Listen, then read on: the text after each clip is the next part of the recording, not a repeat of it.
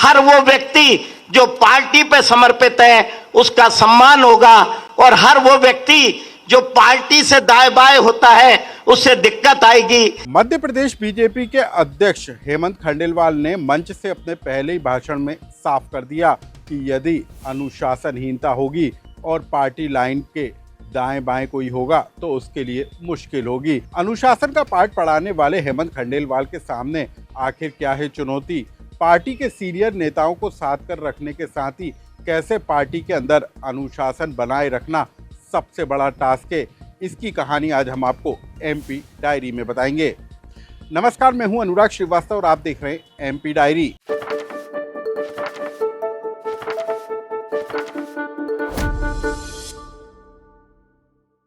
मध्य प्रदेश में हेमंत खंडेलवाल ने बीजेपी के अध्यक्ष की कमान ऐसे समय में संभाली है जब बीजेपी के अंदर सब कुछ ठीक ठाक नहीं चल रहा, क्योंकि पार्टी के अंदर महाकौशल हो, बुंदेलखंड हो, ग्वालियर चंबल का इलाका हो या फिर विंध्य, वहां पर अंतर विरोध देखने को मिल रहे हैं।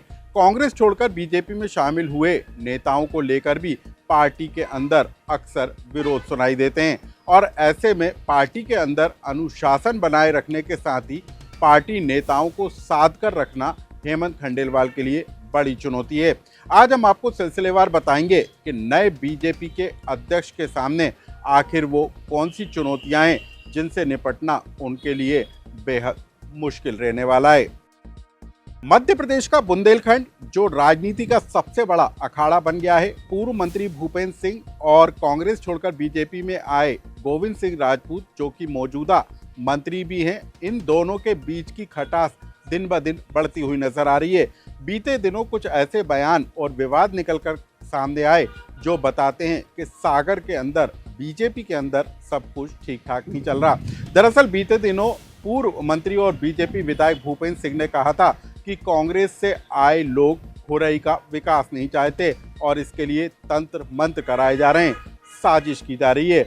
मतलब साफ साफ भूपेंद्र सिंह के निशाने पर गोविंद सिंह राजपूत थे जो कि मोहन सरकार में मंत्री हैं, और सागर में बीजेपी के बड़े नेताओं के बीच जो वर्चस्व की लड़ाई है वो जो है बीजेपी के अंदर के विरोध को बताती है, और इसी विरोध को थामना हेमंत खंडेलवाल के लिए सबसे बड़ा चुनौती होगा। दूसरा जो सबसे बड़ा मुद्दा है वो भी बुंदेलखंड से जुड़ा हुआ है। बुंदेलखंड के टीकमगढ़ और छतरपुर में बीजेपी के नेताओं के बीच में बीते दिनों विरोध और अंतर विरोध की कई तस्वीरें निकलकर सामने आई। वीरेंद्र खटीक ने सांसद प्रतिनिधियों की जब नियुक्ति की थी तो इसको लेकर जो स्थानीय जनप्रतिनिधि थे, बीजेपी के विधायक और तमाम बड़े नेता, उन्होंने खुलकर विरोध किया था। लेकिन अब इन तस्वीरों को भी देख लीजिए। बीते दिनों की ये तस्वीरें हैं जब टीकमगढ़ में जो है नारी सम्मेलन का आयोजन किया गया था, और उस दौरान भी केंद्रीय मंत्री वीरेंद्र खटीक को जब मंच से बोलने से टोका गया, रोका गया, तो वो कुछ इस तरीके से नाराज होते हुए चले गए। इस कार्यक्रम में मुख्यमंत्री मोहन यादव भी मौजूद थे, लेकिन इस तरीके से वीरेंद्र खटीक के नाराज हो जाने और उनको मनाने की कोशिश करने का वीडियो सोशल मीडिया पर तेजी के साथ वायरल हुआ था। मतलब साफ है कि वीरेंद्र खटीक अपनी ही पार्टी के नेताओं से नाराज हैं, और वीरेंद्र खटीक के कार्यशैली को लेकर उनके पार्टी के जनप्रतिनिधि और नेता कार्यकर्ता भी नाराज हैं। तो ऐसे में टीकमगढ़ और बुंदेलखंड की राजनीति में पार्टी के अंदर के विरोध को थामना भी एक दूसरी बड़ी चुनौती है। राजनीति का एक और सबसे बड़ा अखाड़ा बन गया है ग्वालियर चंबल का इलाका। ज्योतिरादित्य सिंधिया कांग्रेस छोड़कर बीजेपी में शामिल हुए, लेकिन बीजेपी में अब तक उनको अपनाने की जो प्रक्रिया है वो पूरी होती हुई नजर नहीं आ रही, और इसकी बानगी बीते दिनों गुना ग्वालियर से बेंगलुरु तक चलाई गई ट्रेन के दौरान जो है देखने को मिला, जब श्रेय लेने की होड़ में दो सांसद जो है दमखम लगाते हुए नजर आए। इससे पहले भी जब ट्रेन चलाए जाने को लेकर रेलवे मंत्रालय के द्वारा जो स्वीकृति दी गई थी और रेल मंत्री के द्वारा जो पत्र जारी किया गया था, उसको लेकर भी दोनों सांसदों के बीच श्रेय लेने की होड़ मची हुई नजर आ रही थी, और दोनों ही इस बात का दावा कर रहे थे कि उनकी तरफ से लिखे गए पत्र पर ये मंजूरी मिली है। लेकिन जब ये ट्रेन चलाए जाने की हरी झंडी दिखाई गई, तब भी भारत सिंह कुशवाहा जो कि ग्वालियर सांसद है, उनके समर्थकों ने जमकर नारेबाजी की थी। हालांकि इसका पूरा क्रेडिट ज्योतिरादित्य सिंधिया ले जाते हुए नजर आए और सिंधिया ने ट्रेन में सफर के दौरान के कई वीडियो सोशल मीडिया पर शेयर किए। लेकिन ग्वालियर चंबल में बीजेपी के अंदर का ये विरोध जग जाहिर हो गया और इसे भी थामना हेमंत खंडेलवाल के लिए एक बड़ी चुनौती है। ग्वालियर के बाद चंबल के अंदर भी बीजेपी के अंदर अंतर विरोध देखने को मिल रहा है। बीते दिनों जो बीजेपी के विधायक हैं प्रीतम लोधी, उन्होंने सिंधिया समर्थक मंत्री प्रद्युम्न सिंह तोमर को लेकर कई तरह के बयान दे डाले थे। उन्होंने कहा था कि कांग्रेस से आए कुछ नेता बीजेपी के लट्टू बुझाने का काम कर रहे हैं और साथ ही कई तरह के चेतावनी देते हुए भी प्रीतम लोधी नजर आए थे। प्रीतम लोधी ने कहा था कि यदि उनके लोगों के काम, समर्थकों के काम, उनकी जनता के काम नहीं किए जाएंगे तो वो बिजली पानी का कनेक्शन काटने का काम करेंगे।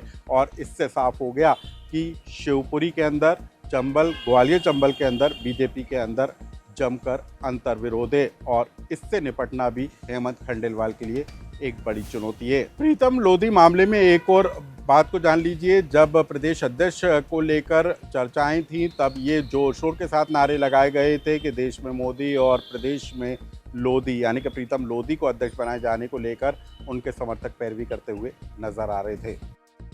बीजेपी के अंदर विवाद के हालात रीवा से भी निकल कर आए। विंध्य इलाके में भी बीजेपी के अंदर अंतर विरोध देखने को मिल रहा है।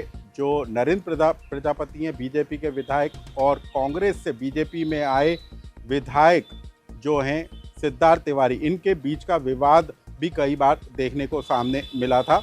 जब मुख्यमंत्री मोहन यादव के साथ एक बैठक हुई थी तब नरेंद्र प्रजापति ने अपने सोशल मीडिया पर जो फोटो शेयर की थी उसमें बीजेपी विधायक सिद्धार्थ तिवारी के फोटो पर उन्होंने सफेदा लगा दिया था। तो कई बार विंध्य इलाके से इस तरीके के विवाद भी निकलकर सामने आ चुके हैं। रीवा में ही हम आपको बता दें, जो प्रदीप पटेल हैं वो भी अफसरशाही को लेकर कई बार सवाल खड़े करते हुए नजर आए।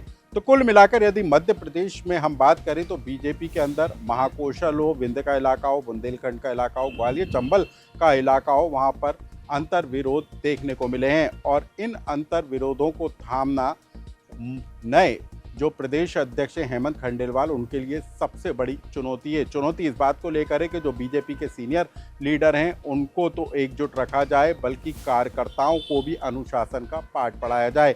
संदेश नए अध्यक्ष ने दे दिए हैं कि कोई भी दाएं बाएं होगा तो उसके लिए मुश्किल होंगी, लेकिन पार्टी के सीनियर नेता, सांसद, विधायक, मंत्री जिस तरीके का बर्ताव पार्टी के अंदर करते हुए नजर आ रहे हैं, उस बर्ताव को अनुशासनहीनता के दायरे में लाकर उन पर कार्रवाई करना और अनुशासन का पाठ पढ़ाना नए बीजेपी अध्यक्ष के लिए सबसे बड़ी चुनौती होगा।